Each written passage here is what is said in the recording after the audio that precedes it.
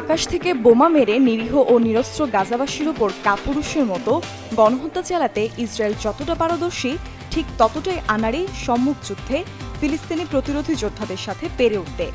সম্মুখ যুদ্ধে ইসরায়েলি সেনাদের ধরাশায়ী করাকে ছেলেখেলায় পরিণত করে ফিলিস্তিনি যোদ্ধারা। তারই ধারাবাহিকতায় রবিবার ইসরায়েলি আনাড়ি সেনাদের হাসতে হাসতে মেরেছে ফিলিস্তিনি মুক্তিকামী সশস্ত্র সংগঠন হামাসের সামরিক শাখা আল কাসাম ব্রিগেডের যোদ্ধারা। সেই সাথে উড়িয়ে দিয়েছে একাধিক অত্যাধুনিক মার্কাভা ট্যাঙ্ক।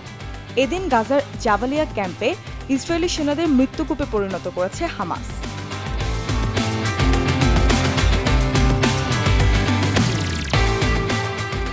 রবিবার একাধিক টেলিগ্রাম বার্তায় হামাসের সামরিক শাখা আল কাসাম ব্রিগেড সারাদিনের হামলার বিবরণ প্রকাশ করে।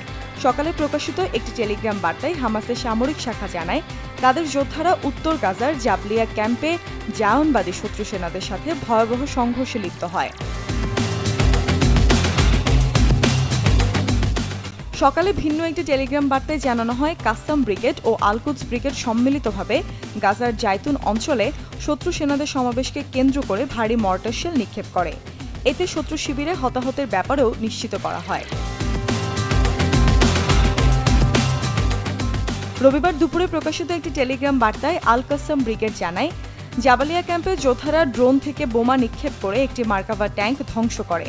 যোদ্ধাদের আরেকটি ইউনিট ১০৫ মিলিমিটার ইয়াসিন রকেট আরেকটি মার্কাভা ট্যাঙ্কে নিক্ষেপ করলে এতে ট্যাঙ্কটিতে আগুন ধরে ঘটনাস্থলে ভেতরে থাকা জায়নবাদী সেনারা নিহত হয়। দুপুরে প্রকাশিত ভিন্ন একটি টেলিগ্রাম বার্তায় উল্লেখ করা হয়, উত্তর গাজার আল মাবু অঞ্চলে অনুপ্রবেশের সময় বোমা মেরে জায়নবাদী সেনাদের উড়িয়ে দেওয়া হয়েছে। বিকেলে প্রকাশিত টেলিগ্রাম বার্তায় জানানো হয়, গাজায় গণহত্যার প্রতিবাদে ইসরায়েলের দখলকৃত আশকেলন শহর ও সেরত নামের অবৈধ ইহুদি বসতিকে লক্ষ্য করে কাসাম যোদ্ধারা রকেট ব্যারেজ নিক্ষেপ করে। সন্ধ্যায় প্রকাশিত টেলিগ্রাম বার্তায় হামাসের এই সামরিক শাখা জানায়, জাবালিয়া ক্যাম্পের আল মাবু অঞ্চলে যোদ্ধারা মার্কাভা ট্যাঙ্ক লক্ষ্য করে রকেট হামলা শুরু করলে বেশ কিছু জায়নবাদী সেনা একটি ভবনে আশ্রয় নেয়। পরে কাসাম যোদ্ধারা গোটা ভবন উড়িয়ে দিয়ে বোমা বর্ষণ করে। সন্ধ্যায় প্রকাশিত ভিন্ন একটি টেলিগ্রাম বার্তায় জানানো হয়, জায়নবাদীদের একটি স্পেশাল ফোর্সকে একটি বাড়িতে অবরুদ্ধ করে দুটি টিবিজি শেল দিয়ে হামলা চালায় হামাস যোদ্ধারা। এতে ইসরায়েলি স্পেশাল ফোর্সের বেশ কিছু সেনা হতাহত হয়।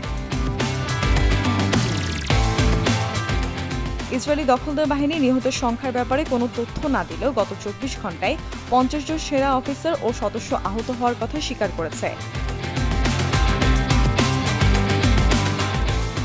এছাড়াও টেলিগ্রামে বিবৃতি দেয়া হামলার বর্ণনা অনুযায়ী শুধুমাত্র জাবালিয়া ক্যাম্পেই ২৪ ঘণ্টায় ইসরায়েলের প্রায় ৬টি আধুনিক মার্কাভা ট্যাঙ্ক পুরোপুরি ধ্বংস করেছে হামাস।